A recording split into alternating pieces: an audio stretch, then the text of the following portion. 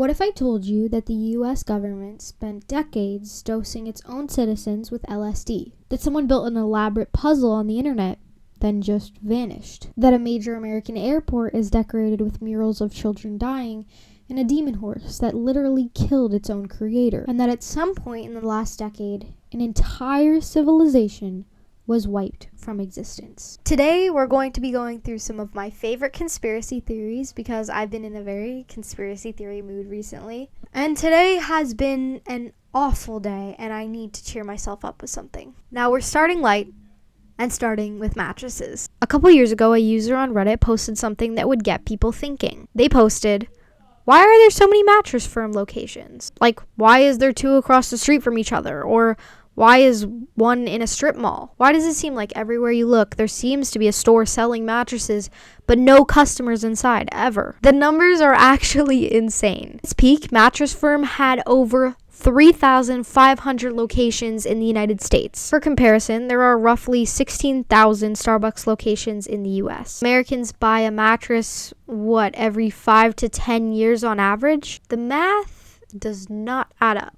The internet's first theory was money laundering. The idea being that you can run a almost completely empty storefront while faking a couple sales and clean dirty money pretty easily in a business that sells large, expensive, low volume items with no real way to track individual units. Mattress Firm was owned by a South African company called Seinhoff International, and in 2017 Seinhoff's CEO abruptly resigned, and the company disclosed that it had been conducting, and I'm quoting the financial press here, "accounting irregularities for years." The stock lost almost 85% of its value overnight. It turned out that Steinhoff had been inflating assets and falsifying transactions to the tune of multiple billions of dollars. So, was Mattress Firm actually laundering money?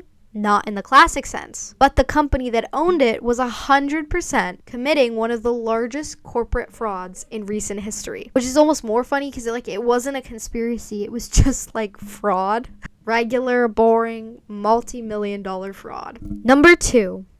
The Denver airport. Most airports have somewhat of a vibe. The vibe usually being beige or gray with fluorescent lighting and a booster juice that nobody ever goes into. But Denver airport, has a little bit of a different vibe. Denver airport has more of a "this place is creepy as hell" vibe. In 1995, when the airport first opened, it unveiled a series of murals painted by an artist named Leo Tangma. Let me just describe to you what the first mural is. So the first mural shows a large military figure in a gas mask wearing a certain style of uniform, holding a machine gun and a sword, standing over a city of burning buildings. Children of the world are weeping, and a dove is impaled on a bayonet, which is actually a message of peace. But given what came before, the context is doing a lot of heavy lifting. Murals explained by the artist as representing the triumph of peace over war, the hope of united humanity. That's fine. Sure, great. But I want to specifically ask, whoever said yes to having the gas mask soldier surrounded by death in the international airport, what was that meeting like? But that's not all.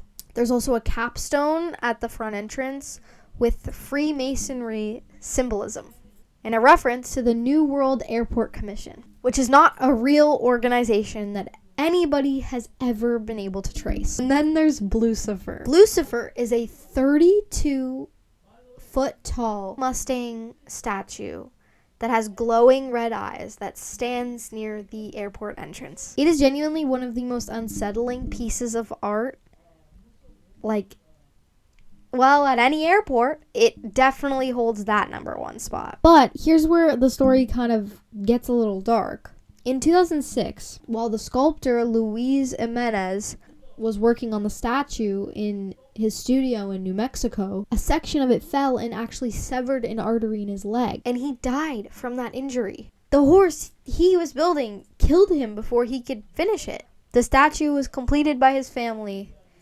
and brought to the airport in 2008, where it has stood ever since, eyes glowing, waiting watching. So yeah, great airport, very welcoming energy. Now, number 3, we're changing gears for a second. This one is a little bit darker. The last 2 were kind of funny and silly. This one is MK Ultra. MK Ultra is not technically a conspiracy theory. It is actually a conspiracy fact. It is a documented CIA program that was confirmed by declassified government documents. It ran from the early 1950s at least to the late 1960s. And what it involved was, no exaggeration, some of the most ethically catastrophic things that the United States government has done to its own people. The Cold War context was that the CIA was terrified that the Soviet Union or China had figured out how to brainwash people, how to control behavior, extract information, create sleeper agents, and they wanted countermeasures, or honestly, they just wanted the same capabilities for themselves. So they started experimenting. But the people they were experimenting on were not volunteers. They were experimenting on prisoners, on mental patients, on drug addicts, on sex workers, on soldiers who didn't know what they were being given, and at least one confirmed case on children. The primary substance being tested was LSD, but the program was also involving hypnosis, electroshock therapy, and psychological torture, isolation, verbal abuse, and the administration of other substances, including barbiturates and amphetamines. The goal was to see if you could erase somebody's existing personality and replace it with a new one. In 1973, as Watergate was unraveling and the CIA was under intense scrutiny, CIA Director Richard Helms ordered all MKUltra files to be burned. But in 1977, a separate Freedom of Information Act turned up roughly 20,000 documents that had been misfiled. So by accident, we have any record of this at all. The Senate held hearings, people testified, and we learned that the program had over 150 sub-projects involved at over 80 institutions, including hospitals and universities. And many of the subjects, including Frank Olson, a CIA employee that had been laced with LSD without his knowledge, were never told what had been done to them. And one more thing weirdly relates to the MK Ultra experiment. Ted Kaczynski, the Unabomber. Before he became the Unabomber, Kaczynski was a mathematical prodigy at Harvard. As a part of a psychology study he had enrolled in the late 1950s, he was allegedly subject to many psychological experiments, stress design tests designed to break him down. Kaczynski was 16 when these experiments allegedly started. He participated allegedly for 3 years. Whether MK Ultra directly caused his radicalization is something historians still debate to this day. Conspiracy 4, Cicada 3301. On January 4th, 2012, a post was made to 4chan. It was an image with white text on a black background, and it said, "Hello. We are looking for highly intelligent individuals. To find them, we have devised a test. There is a message hidden in this image. Find it, and it will lead you on the road to finding us.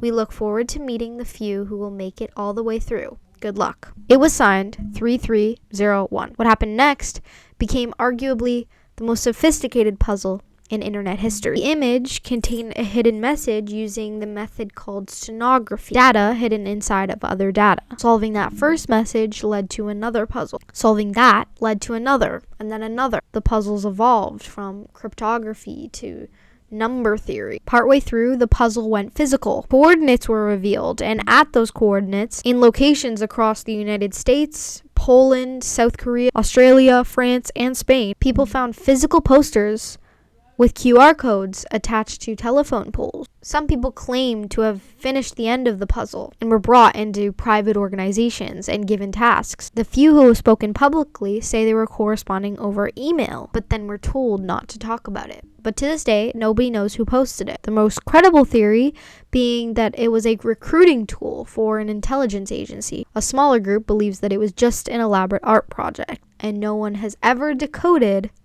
the full puzzle to this day.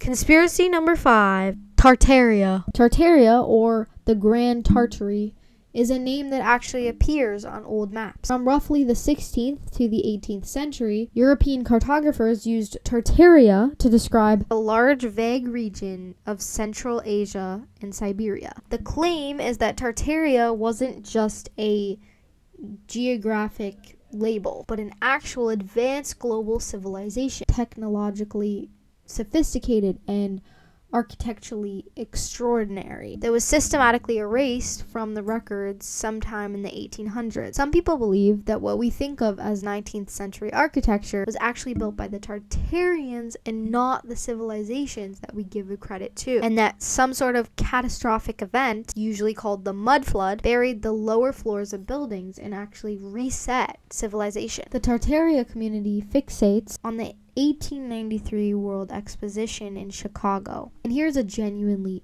unreal historical fact. In about 2 years, workers constructed an enormous complex, neoclassical buildings covering over 600 acres. Tartaria believers say there's no way they built this in 2 years. Those must have been pre-existing Tartarian structures. And I think why this is so popular is, unfortunately, there's a genuine strong feeling with a lot of people that feel like official history is just incomplete, that institutions can't be trusted, and that the 19th century specifically, the period of colonization, industrialization, and consolidation of the Western power, contain things that we fully haven't been told yet. To recap, Mattress Firm wasn't laundering money, but was committing one of the largest financial frauds of the century. Denver Airport is creepy as hell. The United States government has, quite frankly, always been bad. The internet's greatest puzzle was credited to nobody and is still unsolved to this day. And there might be a random civilization that was erased from history, and we'll never know. Anyways, I hope you enjoyed all of these conspiracy theories. I love conspiracy theories. I literally will sit there, probably like most of my time is spent listening to conspiracy theories. And it reminds me that there is so much of the world that we do not know yet. And it just makes me want to know. Like, imagine what's going to be revealed in 10 years. Maybe they'll figure out if Tartaria is real. Because, like, why would they write that on a map? That's just confusing as hell. Anyways, if you liked today's video, you should hit that like button because it really helps me out. And like always, if you had fun this time, you should subscribe because I guarantee you'll have fun next time because I do post every other Monday. Anyways, I love ya. Great to see ya. And I will see you next time. Bye!